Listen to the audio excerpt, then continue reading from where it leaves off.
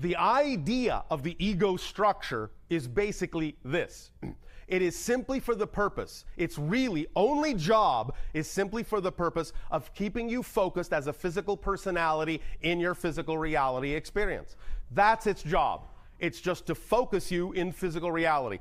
Ego, in a sense, is like the diving mask that gives you the ability to have a clear view underwater, so that things are not too murky, so that you can see, sort of, at least to some degree, what is ahead of you, where you are going. It brings things of the physical reality into focus so that you can concentrate on them, so you can focus on them, so you can have a physical reality experience. It creates the idea and reinforces the idea of the belief systems that are part and parcel of the template of your consciousness, of your personality structure that you have created, reinforces them so that those beliefs can be experienced as fully as possible. That's why every single belief is self-reinforcing. Because the ego's job is to add energy to it, add focus to that belief to make it seem as if no other belief is possible. In order for you to focus on the belief strongly enough to actually have the physicalized manifestation and the experience that goes hand in hand with that particular belief you are holding to be true at any given moment. So the ego's job is to amplify those beliefs, to keep you focused in physical reality, to keep you focused in that experience. But when there is a degree of forgetting that exists to the extent that it has in your reality, very often, because of that sense of disconnection, because of that experience of disconnection, not that you're ever really disconnected, because you cannot be, but you can create the experience of disconnection to such a degree that the physical personality structure, the ego structure, can forget that it's not actually the one in charge, can forget that it has a helpmate in the template reality called the higher mind, can forget that it is not doing this alone. And in suddenly finding itself in the experience of being alone, it starts to build up the idea of fear.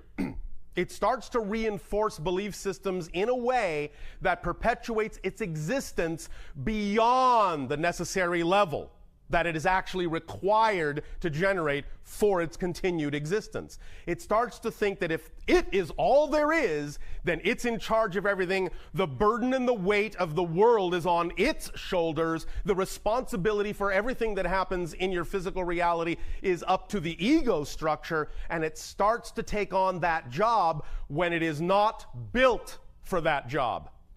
It starts to burden itself, stress itself. And in that way, it starts to break down. It starts to do wildly incongruous, wildly irrational things to strengthen itself, and strengthen itself under the feeling that it is crumbling under the weight. And by constantly reinforcing and strengthening itself in a way it was not designed to do, it can become extremely dense, extremely crystallized, and very difficult then to allow to expand back out into its more relaxed state, its more relaxed focus. And when it gets that concentrated, the amount of energy the ego puts into belief systems that are generally fear-based are going to be almost overwhelming. Because it is taking on this burden from a perspective of fear, most of its energy, most of its reinforcement is going to be fear-based. It's going to choose those things that are based on survival mode.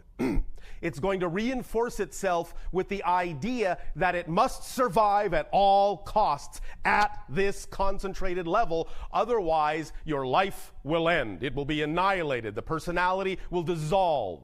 So the ego structure does everything it can to take on this tremendous burden. Let's all give the poor little ego a break before the ego breaks down. Therefore, in this day and age, even in that concentration of ego physical personality structure, even in that degree of density, look, you have still still felt that little seed, that little urge that calls you back to the higher self, back to that frequency, back to the light. Even from that deep degree of murky darkness, you still were capable of sensing somewhere that there must be some kind of higher vibration that calls to you, that tugs at you, that pulls at your heart, that allows you to feel, to know there is some level of reality wherein the ego is free, the personality is free to be what it was designed originally to be, and that there is no need for the stress and strife and struggle and dire consequences and dire experiences